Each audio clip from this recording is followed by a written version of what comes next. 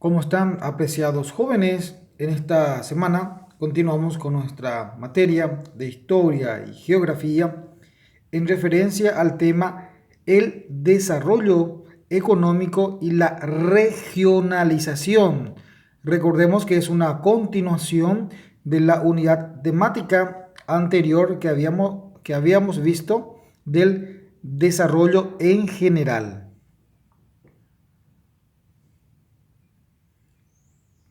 Entonces, el desarrollo económico y regionalización, para tener en cuenta este tema o este aspecto, debemos tener una noción importante de lo que es la industrialización. Y podemos decir que las actividades industriales siempre se constituyeron en la base de planes de desarrollo y crecimiento económico de los países, y en la actualidad se destaca por ser la actividad de mayor capacidad para generar empleo. Entonces, al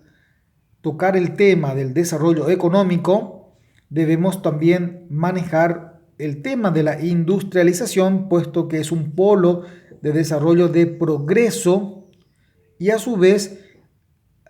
aglutina a mucha gente para poder, digamos, tener o estar empleada, y esto significa un progreso, un avance, un desarrollo. Y también hablamos de un desarrollo regional dependiendo dónde, en qué lugar están instaladas estas industrias. Entonces, al referirnos de la industrialización, se conoce como al proceso por el cual el Estado o la comunidad territorial pasa de una economía basada en la agricultura a una basada en el desarrollo industrial, y en el que éste representa el pilar fundamental del Producto Interno Bruto y la posibilidad de empleo para la mayoría de la población. Como estuvimos observando, como dice nuestro concepto de la industrialización, pasa de ser un sector económico primario para luego ir a un sector secundario de la economía. ¿Y esto en qué significa? Significa que deja de ser agropecuaria, agricultura y ganadería, y pasa al siguiente sector de la transformación de la materia prima, y esto solamente se puede conseguir a través del proceso de la industrialización. Y esto, digamos, da la posibilidad de dar trabajos, mayor empleo a mayor gente, por lo que significa un importante ingreso del Producto Interno Bruto para el Estado, para la nación, y de esa manera también la redistribución posterior en cuestiones sociales que debe retribuir nuevamente a la comunidad, a la población. Pero de primera mano, esta industrialización, esta transformación de esa materia prima también da posibilidad que mucha gente pueda ser empleada. Tal es así que este proceso de industrialización, este trabajo de mecanización o de transformación, genera el éxodo de la población rural hacia las ciudades en busca de oportunidades laborales. Luego, la creciente urbanización de las ciudades, donde se encuentran instaladas las industrias, con el consecuente crecimiento de demandas sociales que trae aparejada la explosión social. Entonces podemos referir que si dentro de las ciudades se instalan las industrias, evidentemente que la población campesina o la población del área rural va a poder trasladarse o genera un traslado hacia las ciudades a fin de poder, digamos, acceder a un puesto laboral en las industrias, puesto que esto generaría como, digamos, una mayor oportunidad ventajosa, digamos, para poder tener un salario, un sueldo, y de esta manera poder dignificar el trabajo y también dignificar a su familia, poder hacer frente a las necesidades básicas que normalmente tiene una persona, y por qué no decirlo así también para la familia. Entonces, si las industrias están instaladas en las ciudades, en el pueblo, en las capitales de las grandes ciudades, y no así en el interior del país o en las zonas rurales, evidentemente que las personas buscarán mejores oportunidades de progreso hacia esos lugares donde están instaladas, donde se encuentran esas industrias. Entonces se produce un traslado masivo de la ciudad, del área rural hacia las ciudades. Y esto a su vez trae un crecimiento, y esta población necesita, digamos, o genera demandas de que el Estado debe cubrir, como ya sea hablamos de servicios básicos que debe brindar el Estado, como agua potable, servicio de energía eléctrica, caminos, también puentes, digamos, departamentos donde deben estar alojadas las familias que están trabajadas, o sea, que están realizando esos los trabajos. Entonces debe tener un lugar donde habitar en las cercanías de su lugar de trabajo, por lo que también van creciendo las ofertas de alquileres, de casas, de departamentos. Otros con el tiempo van invirtiendo capitales para poder tener un hogar dentro o cerca, en las cercanías de su lugar de trabajo. Y también recordemos que esto trae aparejada una escala de urbanización y un crecimiento poblacional, y por ende ahí se ve, digamos, un polo de desarrollo. Entonces, esto es lo que genera, digamos, esta mecanización o esta industrialización de grandes empresas de materias primas. Y en este punto tenemos la, el tema de la polarización. ¿Y en qué consiste la polarización? Y dice nuestro material de apoyo: es el proceso por el cual en un conjunto originariamente particular se establecen características que determinan la aparición en él de dos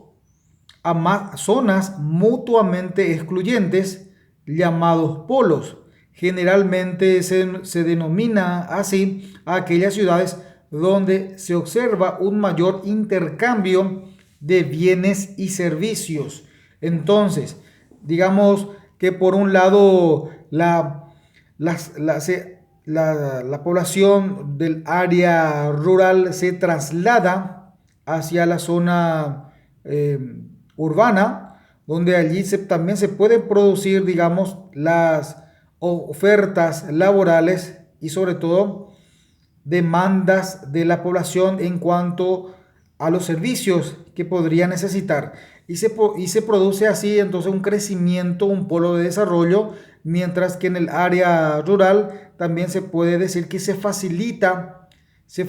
las materias primas, y por ese lado, por ese contexto, hay una interrelación de materias primas, y en las ciudades se procede a la transformación o la elaboración o la industrialización de esas materias primas en nuevos productos. Entonces, por un lado, hay dos partes de la diversidad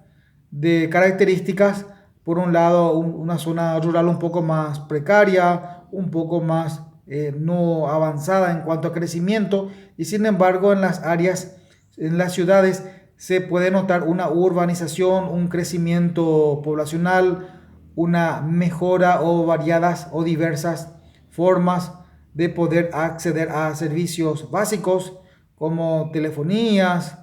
digamos, energía eléctrica, agua potable, crecimiento, digamos, de departamentos, casas, caminos en mantenimiento o en todo, de todo tiempo. Entonces ahí se produce una polarización de características de dos zonas diferentes. Y en este punto estaremos observando el tema de la regionalización.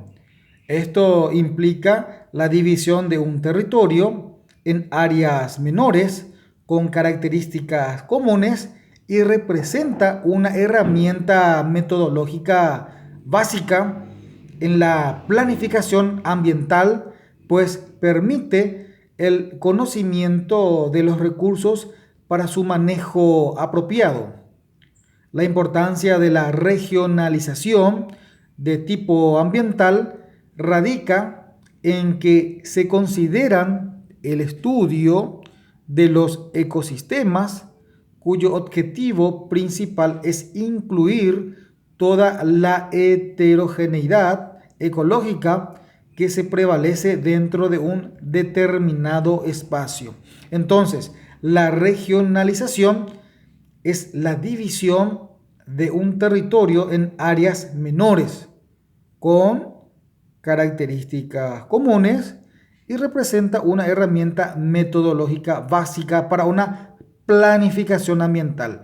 Bueno, vamos a traer un contexto que la regionalización, por ejemplo, podemos apreciar en América del Sur, Centro-Sur, donde podemos mencionar los países, quizás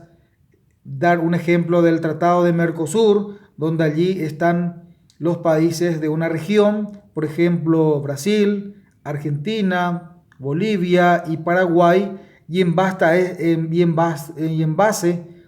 a eso se puede planificar una protección del medio ambiental, por ejemplo, con referencia a los ríos o a los grandes afluentes que se aprovechan en la zona, por ejemplo, Brasil, Paraguay y Argentina, o sobre todo en materia del Pantanal, o sobre el tema del acuífero guaraní, para la protección, el cuidado, la no contaminación y entre otras formas de erradicar, digamos, la contaminación. Entonces, se estudia una parte de la división de territorios, una determinada zona con determinadas características comunes, y en base a eso también una planificación del ecosistema para su mantenimiento y también para su cuidado.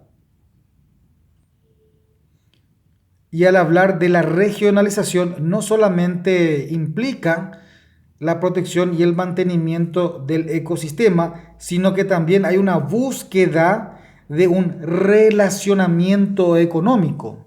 El enfoque es buscar una relación económica más estrecha entre los países miembros de los mercados, busca generar una mayor apertura hacia terceros países, así como una mayor desregulación en los costos de transacción y mejorar en la competitividad de las exportaciones a nivel mundial. Entonces, es importante resaltar que el tema de la regionalización también implica una búsqueda de un relacionamiento económico entre los países miembros y busca un mercado que pueda a progresar y aprovechar y pueda ser aprovechado entre los países miembros. Esta característica estaremos observando con mayor detenimiento en los bloques económicos que se ha establecido en América en las siguientes en las siguientes clases. El tema de la regionalización con relación a las implicancias de la regionalización.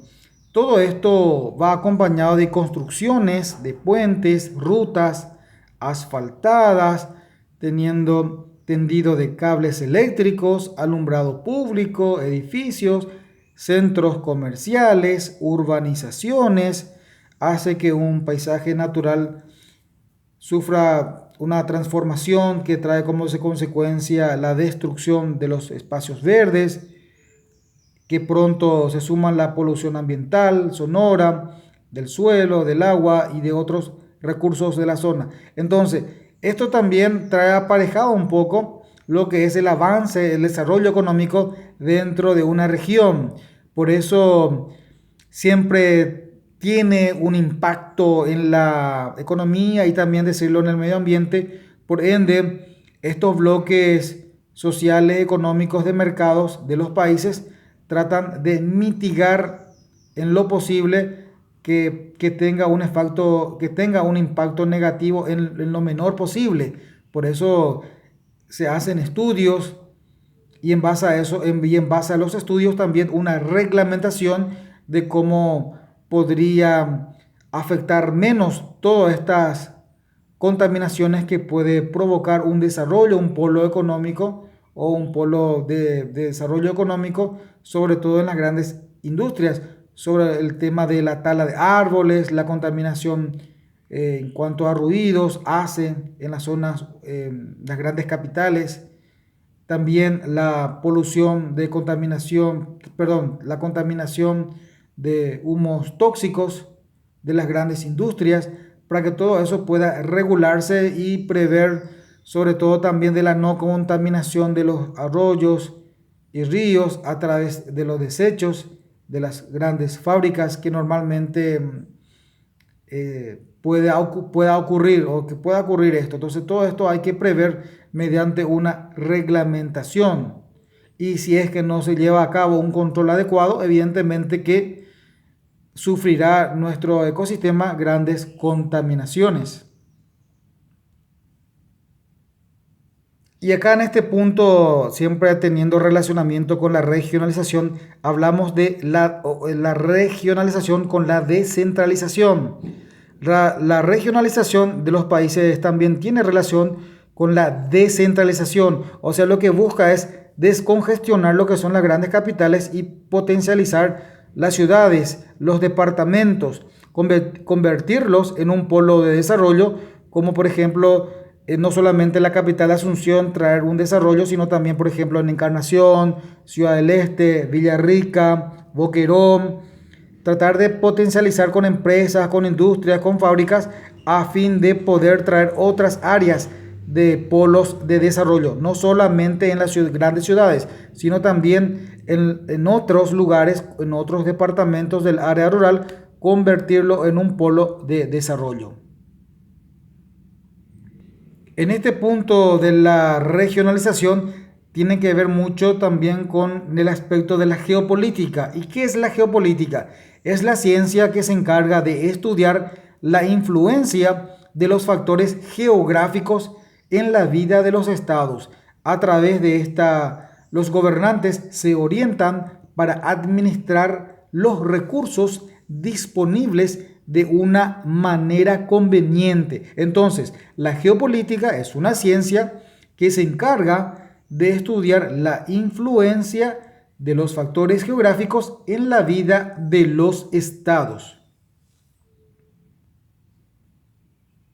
En este punto estaremos analizando e iremos observando